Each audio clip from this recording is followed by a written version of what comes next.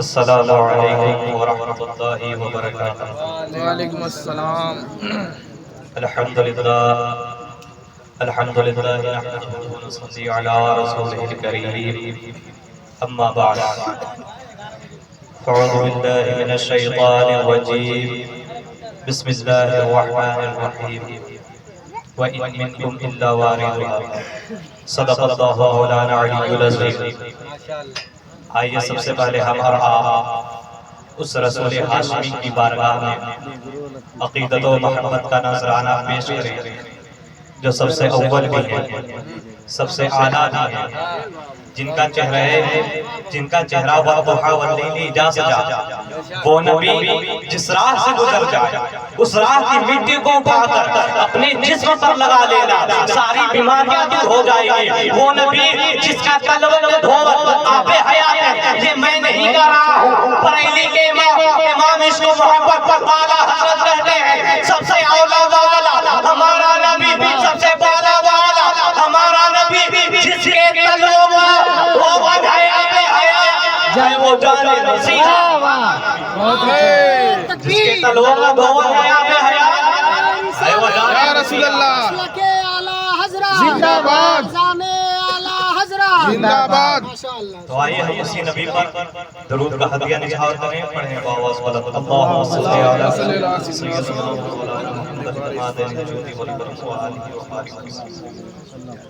تاج شریعہ لکھتے ہیں اے دل دور رہے مدینے سے، اے دل دور رہے مدینے سے تو موت بہتر ہے جینے سے، اے دل دور رہے مدینے سے موت بہتر ہے جینے سے۔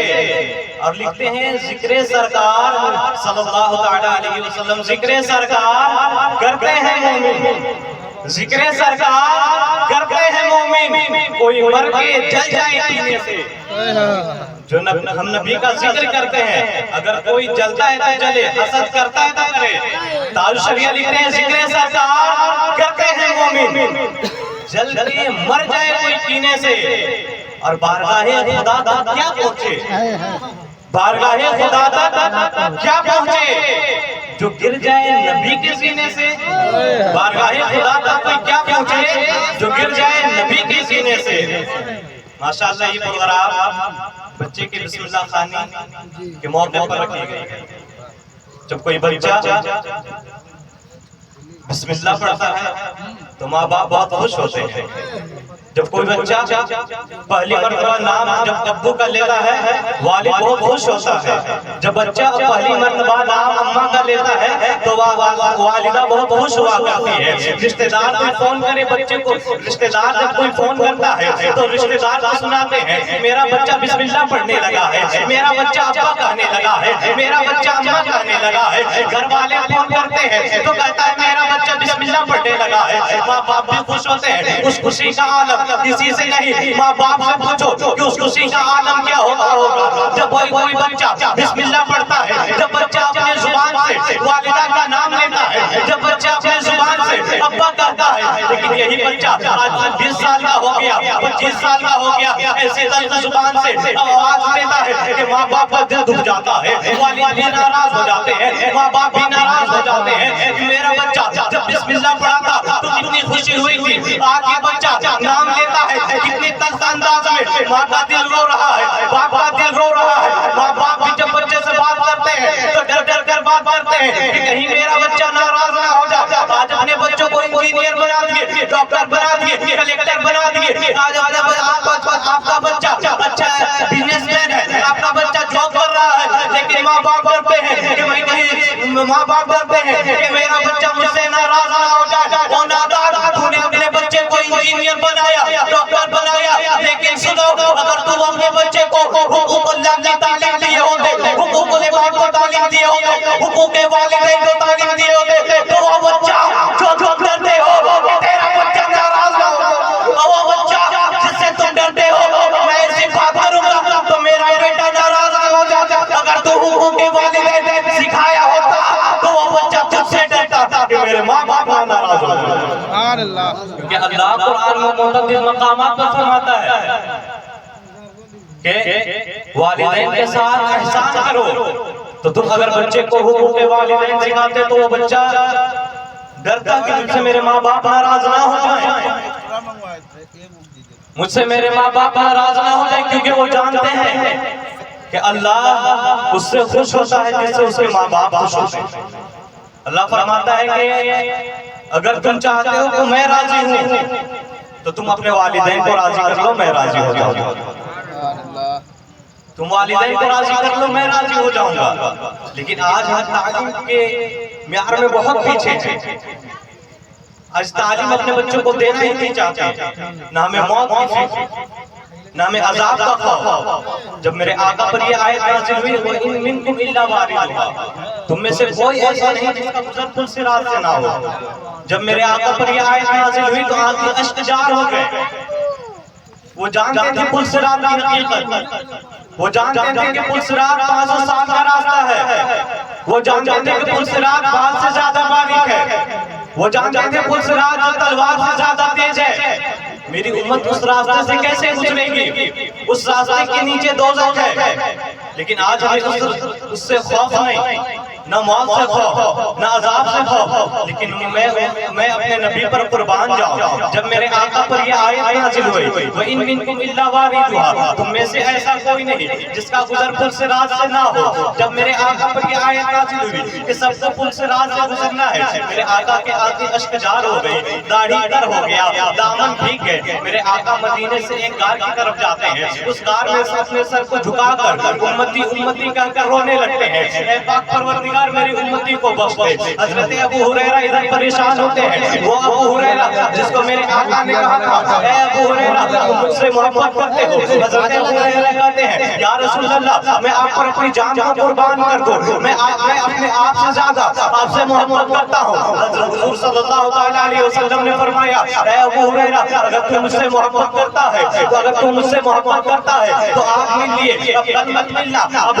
دوسرے دن آنا، بلکہ پرسوں آنا۔ جب یہ بات حضرت ابو ہریرہ سنے تو آپ کے اشک جار ہو گئے، ایک کھمبے کے پاس کھڑے ہو کر رونے لگے۔ پھر نبی نے فرمایا اے ابو ہریرہ روتا کیوں ہے؟ فرمایا ابو ہریرہ کہ یا رسول اللہ میں اس لیے رو رہا ہوں کہ نہ جانے کل کا دن کیسے گزاروں گا، کل میں جب آپ کو نہیں دیکھوں گا میری حالت کیا ہوگی۔ وہ ابو ہریرہ جب اتنے بات نبی نے فرمایا تھا کہ ابو ہریرہ آج مل لیے کل مت آنا، پرسوں ملنا، پرسوں ملنا۔ جب یہ بات حضرت ابو ہریرہ سنے تھے تو آگے سے اشک جاری ہو گئی تھی۔ تو آج نبی 2 دن سے مدینے میں دکھائی نہیں دیے ہیں۔ حضرت ابو ہریرہ کہتے ہیں میں پریشان ہوں، میں ایسا ہو گیا تھا جیسے ایک مجنون کی حالت ہوا کرتی ہے۔ میں سب سے نبی کا پتہ پوچھتا تھا، ایک شخص نے بتایا کہ نبی پہاڑ کی طرف چل کر گئے ہیں۔ میں پہاڑ کی طرف گیا، کہیں کا آتا پتہ نہ چلا، ایک چرواہے سے ملا، چرواہے سے پوچھا کیا تم نے محمد صلی اللہ علیہ وسلم کو دیکھا ہے؟ اس چرواہے نے کہا نہیں، میں نہیں جانتا محمد کون ہے۔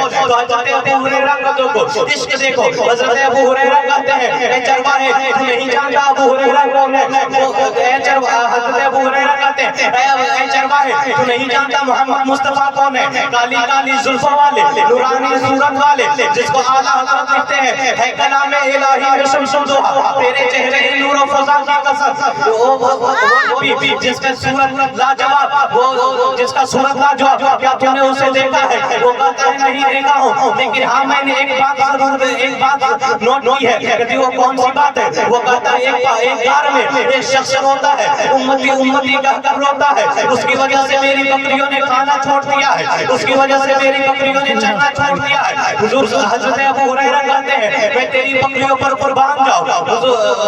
حضرت ابو ہریرہ کہتے ہیں اے چرواہے بتا اس کا پتہ۔ جب ان کو پتہ بتایا جاتا ہے وہ جاتے ہیں غار میں، جا کر غار میں داخل ہوتے ہیں، نبی سے عرض کرتے ہیں اے پاپا اے نبی چلیے مدینے کو چلیے۔ مدینے کے لوگ پریشان ہیں، آنکھوں سے اشک جاری ہے، لوگ آپ کو نہیں دیکھے ہیں، مدینے میں ایسا معلوم ہوتا ہے جیسے چین و سکون نہیں ہے، آپ مدینے کو چلیے۔ نبی فرماتے ہیں اے ابو ہریرہ جو میں جانتا ہوں وہ تو نہیں جانتے ہیں۔ پھر حضرت ابو ہریرہ मदीने को आ जाते हैं, आकर सहाबा को ये बात बताई, सहाबा भी आए, आने के बाद सहाबा ने भी इसरार किया, तो कहा नहीं, जो मैं जानता हूँ वो तो नहीं जानते, जो इसरार की हकीकत को मैं जानता हूँ वो तो नहीं जानते।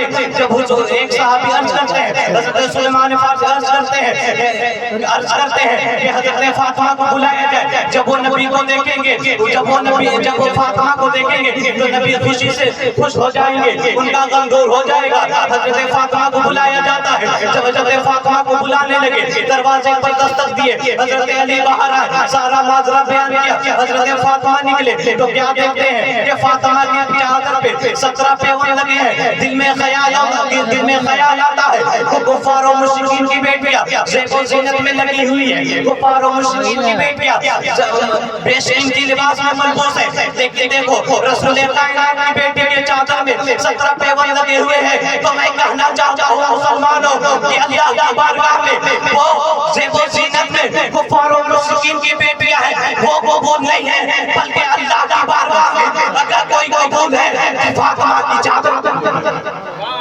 हज़रत फातिमा आती हैं, आकर अर्ज करती है, बाबा मदीने को चले, मदीने के लोग परेशान हैं, आपने ना 2 दिन से खाया है ना पिया है, लोग परेशान हैं, आप मदीने